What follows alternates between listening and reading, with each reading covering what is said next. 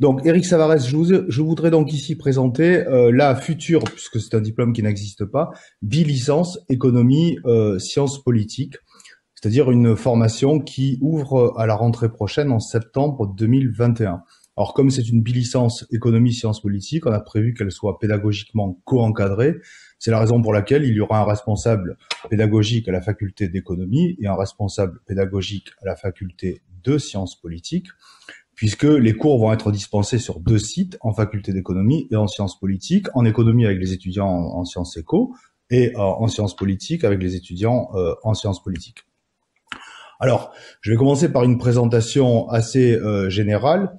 L'objectif d'une bi-licence, c'est de permettre d'acquérir une double compétence, puisque c'est une licence qui concerne 2 disciplines, mais évidemment 2 disciplines connexes, puisque ce sont 2 disciplines qui sont dédiées à étudier la régulation de nos sociétés, l'économie et la science politique, la régulation de nos sociétés, notamment par le marché et par l'État, les deux étant loin d'être aussi peu autonomes que ça. Donc c'est une formation qui est à la fois pluri- et interdisciplinaire. Alors j'insiste là-dessus parce qu'il me semble que c'est fondamental.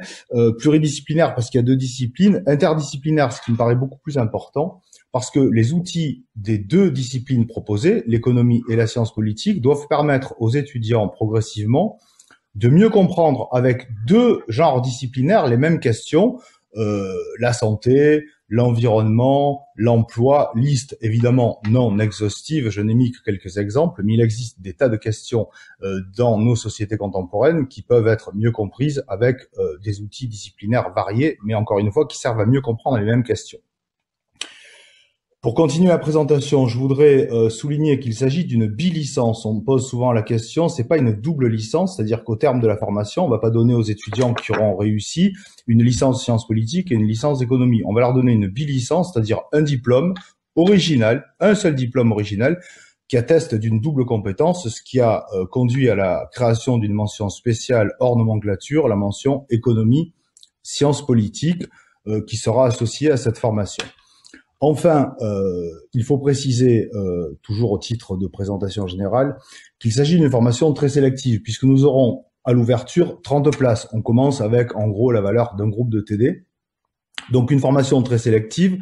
Et j'ajoute une formation unique en France. Il existe un diplôme relativement proche, mais qui est plutôt un diplôme droit économie. Là, c'est une formation économie sciences politiques. Et à ce jour, à ma connaissance, l'Université de Montpellier est la seule qui propose l'ouverture de cette formation, donc nous sommes heureux de pouvoir la proposer à partir de septembre 2021.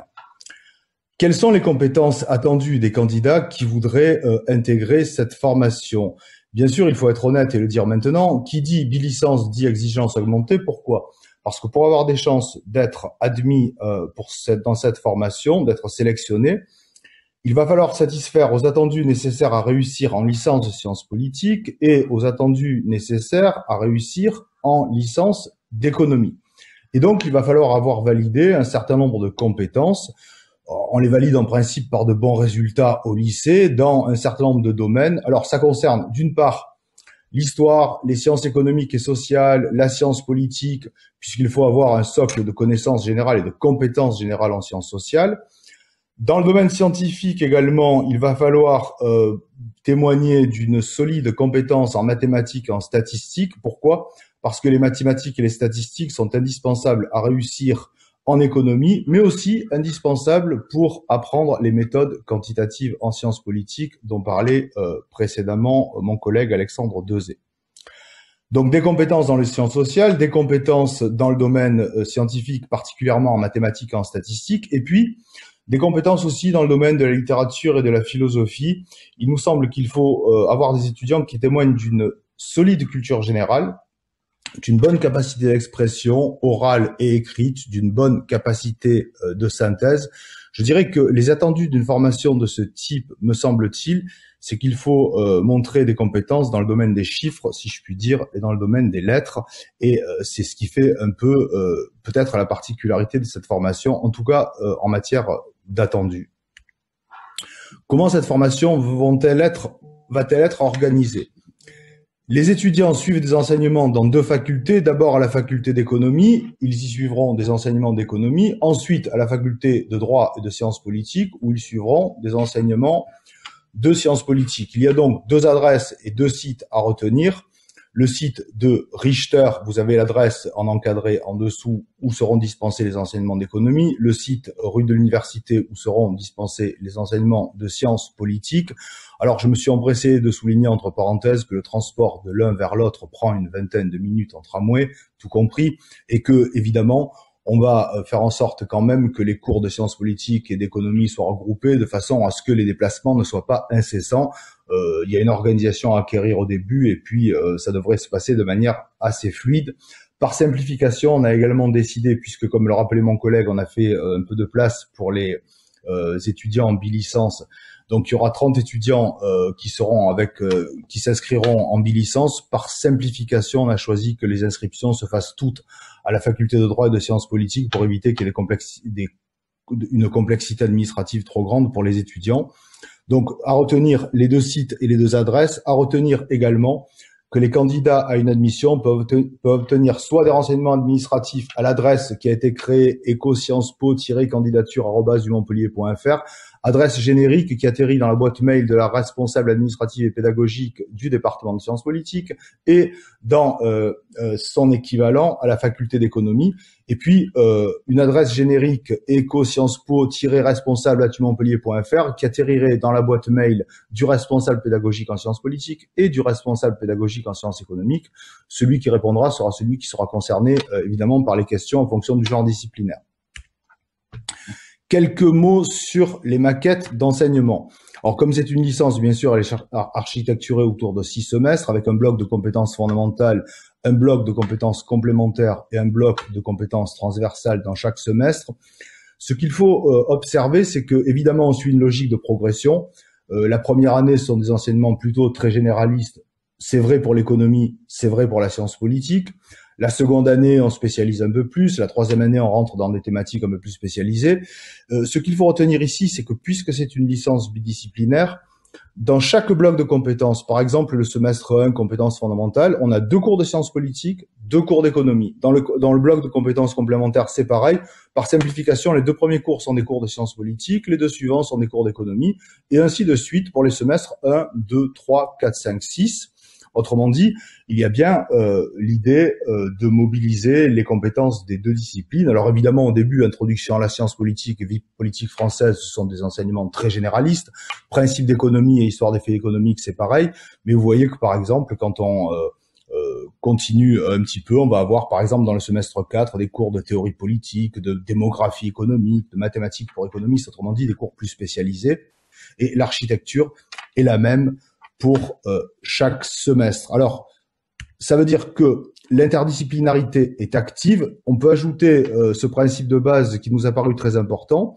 On considère que la validation de la formation, donc au terme de la licence 3, suppose le passage d'un grand oral devant un jury qui sera composé d'économistes et de politistes. Et ce grand oral est fait pour vérifier que l'étudiant sait utiliser les outils disciplinaires des deux disciplines enseignées pour traiter des grandes questions qui sont celles de nos sociétés contemporaines, qui sont celles auxquelles sont confrontées nos sociétés contemporaines. Alors on peut ajouter que la formation est exigeante puisque en termes de volume horaire, il faut savoir qu'une bilicence, ça représente à peu près en volume horaire 1 fois et demie. Là, c'est 40% d'heures de plus qu'une licence classique, mais en gros, une bilicence, c'est toujours autour d'1 fois et demie le volume horaire d'une licence classique. Donc, ça veut dire quand même que non seulement il faut des compétences solides pour rentrer, mais ensuite, évidemment, il faut un investissement assez fort dans le travail puisque le nombre d'heures de cours et de TD suivis est un peu plus important que dans une licence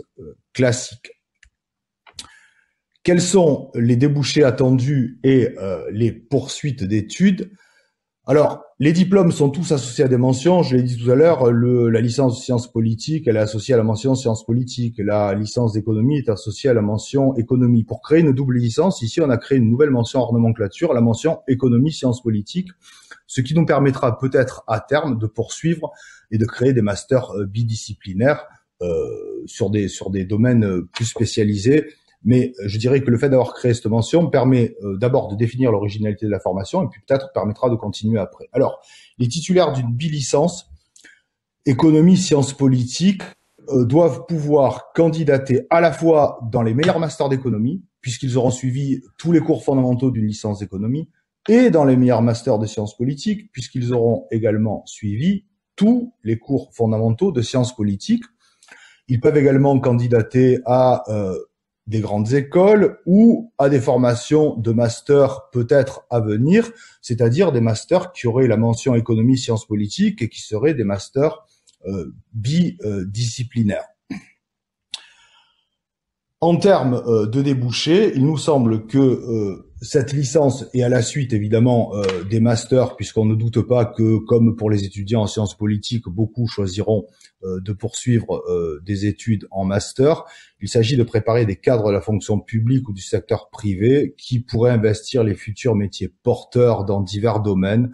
Ça peut être l'énergie, l'environnement, la santé, le conseil économique, le consulting, l'aide à la décision, l'évaluation des politiques publiques. J'ai mis un certain nombre de choses, les projets de développement, la gouvernance transnationale, liste évidemment non exhaustive, mais on connaît aujourd'hui les différents secteurs porteurs de métiers porteurs et de promesses d'embauche, et c'est la raison pour laquelle cette liste n'est pas exhaustive, mais elle me paraît fondamentale. Voilà, je développe pas plus que ça. Et je reste évidemment à votre disposition pour ceux qui voudraient, je rappelle les adresses génériques, pour ceux qui voudraient recueillir des informations. Nous sommes bien entendu à leur disposition pour compléter les informations que je vous ai données. Merci beaucoup. Merci, Monsieur Savarez. J'ai une question à vous poser. Pour avoir ces informations-là, est-ce que ce sera indiqué sur le site du département de sciences politiques ou sur le site de économie, la fac d'éco? Ça sera indiqué sur les deux sites, c'est-à-dire qu'on a choisi que si un étudiant va sur le site de la fac d'éco, il pourra voir qu'il existe cette bilicence.